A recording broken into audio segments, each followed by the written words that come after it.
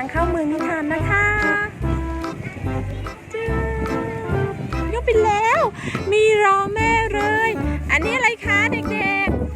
ๆหนูน้อยหมวกแดงไปดูบ้านหนูน้อยหมวกแดงสิคะอุ้ยอ๋อหนูน้อยหมวกแดงชวนเด็กๆเข้าบ้านค่ะอุ้ยว้ายหมาป่าเหรอคะเด็กๆว้ายหมาป่านอนเป็นคุณยายอยู่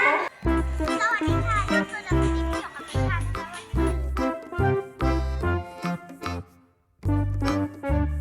ลองกินหนูน้อยหมวกแดงใช่ไหมคะดีนะที่เราไม่ได้ใส่หมวกแดงกันมาเลยงั้นก็ไม่โดนหมาป่ากินละ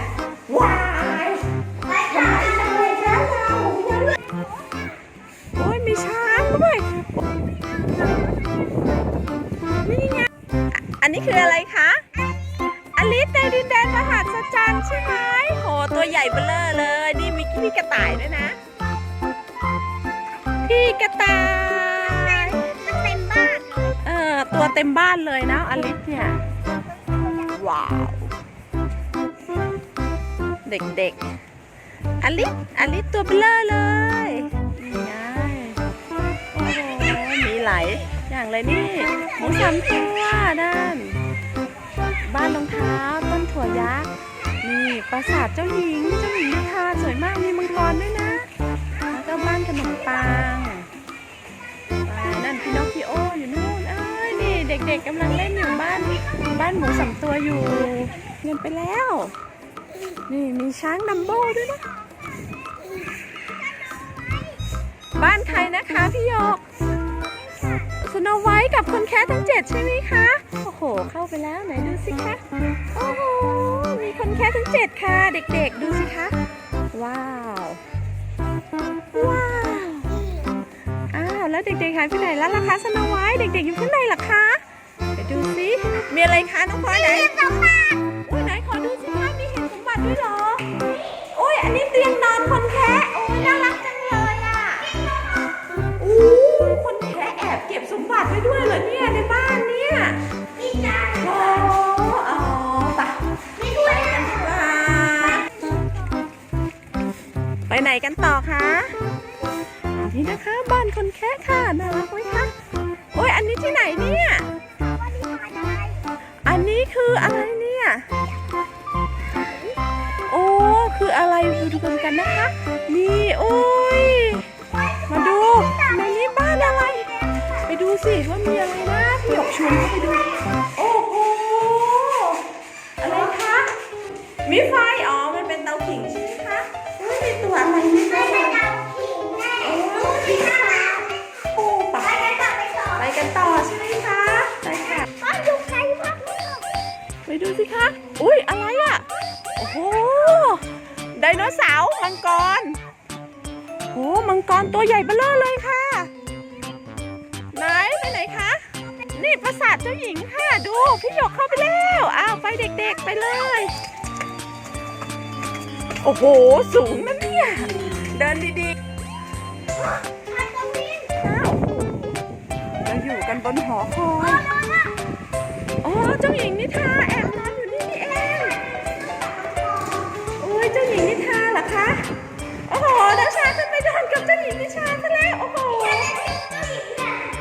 เอ้ยใครจะจุ๊บเจ้าหญิงเนี่ยโอ้เป็นเจ้าชายกันหมดเลยเหรอคะ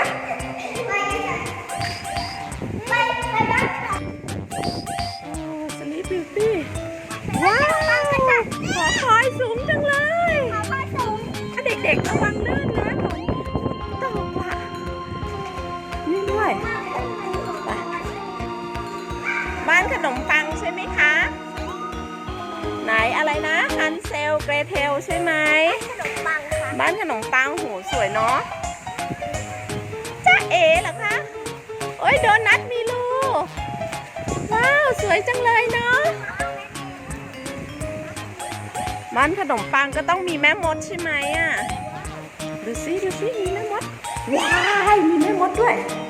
โอ้โหมีหม้อตุ้มเบลอเลยว้าย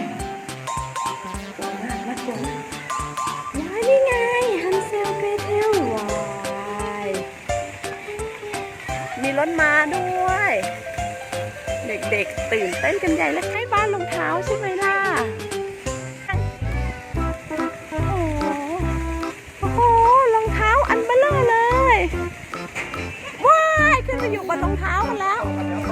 ระวังตกนะอ๋อมันเป็นบันไดขึ้นไปใช่ไหมลูก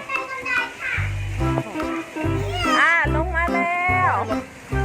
บ้านรองเท้านั่นเองพี่นอคคิโอจมูกยาวน่ะเหรอพี่นอคคิโอจมูกยาวจมูกยาวจมูกยาวโอ้ตัวสีเหมือนพี่นอคคิโอเลยเหรอคะลูกหมู3 ตัวอันนี้ก็เด็กๆ3 คนเหมือนกันเอาบ้านหลังนี้บ้านหลังปูนใช่ไหมบ้านแข็งแรงที่สุดใช่ไหมอันนั้นบ้านไม้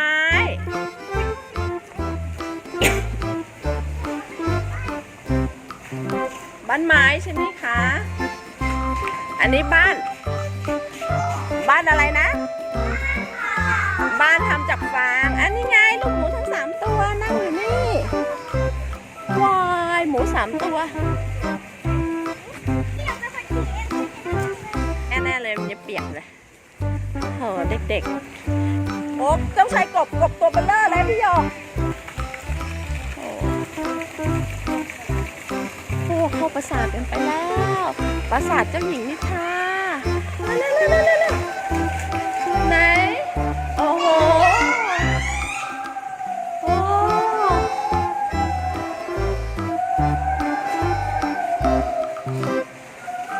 โอ้สวยจังเลยในนี้สวยจังเลยอ่ะ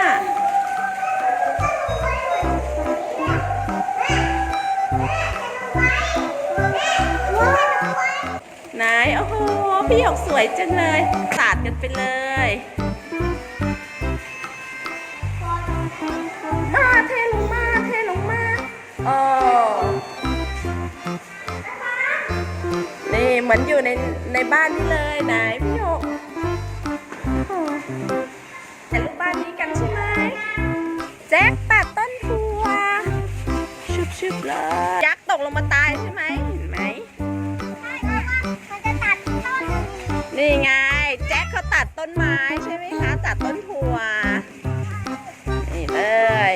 แล้วยักษ์ก็ตกลงมาหัวทิ่มเตยฉาชี้ฟ้าเอ้ยพี่หมีสวัสดีจ้าพี่หมีอุ้ยสวัสดีค่ะนี่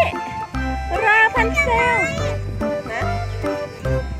ไม่มีทางขึ้นอันนี้ไม่มีทางขึ้นเขาไม่มีทางขึ้นต้องปีนผมราพันเซลขึ้นไปที่หอคอยราพันเซลผมยาวม